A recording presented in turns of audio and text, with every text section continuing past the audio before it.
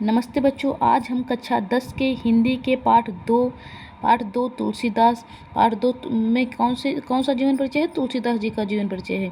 तो उसके बारे में तुलसीदास जी का जीवन परिचय पढ़ेंगे। तो तुलसीदास जी के जीवन परिचय में जीवन परिचय में हम पढ़ते क्या है? कवि का जन्म कहाँ हुआ और कवि का जन्म कब हुआ, और इनके माता पिता का नाम क्या था और गुरु का नाम क्या था, और इन्होंने इनकी मृत्यु कब हुई। तो तुलसीदास जी के जीवन परिचय के बारे में पढ़ेंगे। जीवन परिचय कितने नंबर का आता है क्लास 10th में? तो क्लास 10th में जीवन परिचय आता है 3 नंबर का। 3 नंबर हमें मिलते हैं जीवन परिचय लिखने के। और रचना के कितने मिलते हैं? रचना के मिलते हैं हमें 2 नंबर रचना के मिलते हैं लिखने के लिए। तो 2 नंबर की रचना होती है, 3 नंबर का जीवन परिचय। आप जीवन परिचय चाहे जितना बड़ा लिख दें, उसके नंबर आपको 3 ही मिलेंगे। तो पूरा टोटल जीवन परिचय और रचना के कितने नंबर मिलते हैं टोटल?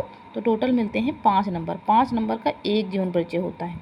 तो इस तरह 2 नंबर की रचना होती है और 3 नंबर का जीवन परिचय होता है। इस तरह आप काव्य खंड पढ़ रहे हैं, गद्य खंड में भी 5 ही नंबर का जीवन परिचय, उसमें भी 3 नंबर आपको मिलते हैं जीवन परिचय लिखने के, 2 नंबर मिलती है रचना लिखने के। तो 5-5 10 नंबर का आपको क्लास 10th में जीवन परिचय पूछा जाता है। तो अब हम पढ़ेंगे तुलसीदास जी के जीवन परिचय के बारे में। सबसे पहले वीडियो को पूरा देखें।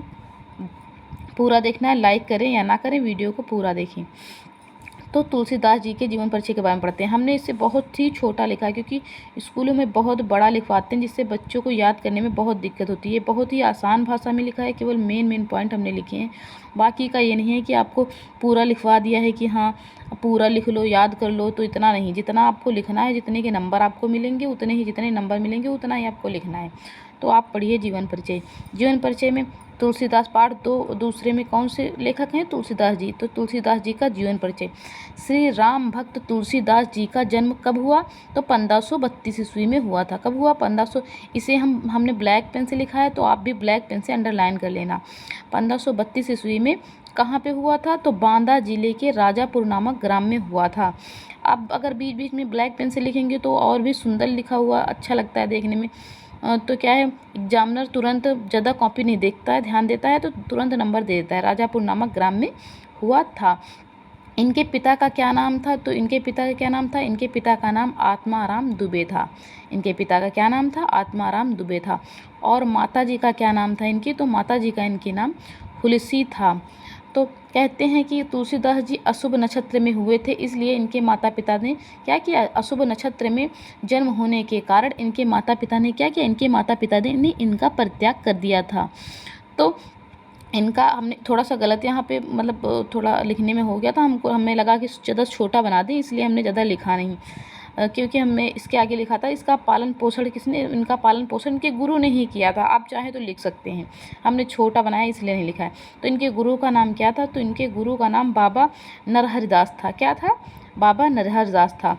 और इनकी पत्नी का नाम क्या था? इनकी पत्नी का नाम रत्नावली था। क्या था? इनकी पत्नी का नाम रत्ना। इसे अंडरलाइन आप नहीं कर सकते हैं, जन्म मृत्यु ज़्यादा इंपॉर्टेंट होती है, इसलिए आप ब्लैक पेन से लिख के अंडरलाइन कर देना।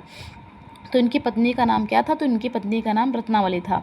पत्नी द्वारा फटकारे जाने पर, जैसे कि ये अपनी पत्नी को बहुत ही ज़्यादा प्यार करते थे, तो क्या था, तो ये हमेशा, अब वो अपनी पत्नी को कभी मैके नहीं जाने देते थे। तो एक बार इनकी पत्नी क्या हुई थी? तो मैके चली गई थी। तो ये पीछे से रात में उनको लिवाने पहुंच गए थे, इसलिए इनकी पत्नी ने इन्हें क्या किया था? इनकी पत्नी ने वहाँ से इन्हें भेज दिया था और बहुत ही गुस्सा हुई थी। तो क्या था? पत्नी द्वारा फटकारे जाने पर इन्हें वैराग्य हो गया। तो इन्हें वैराग्य हो गया था, ये सोच रहे थे कि हम अपनी पत्नी को इतना मानते हैं, इन्होंने हमें कैसे वहाँ ससुराल गए इनको लिवाने, तो कैसे वहाँ से हमें भेज दिया।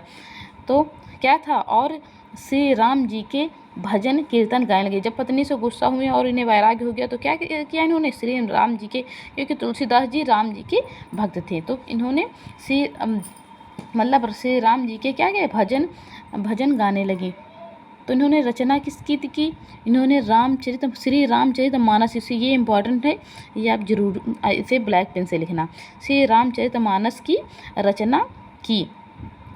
अब इतना ही हो गया, क्योंकि जरूरी चीज़ें हमने लिख दी है सारी। सन 1623 ईस्वी में इनकी मृत्यु हो गई।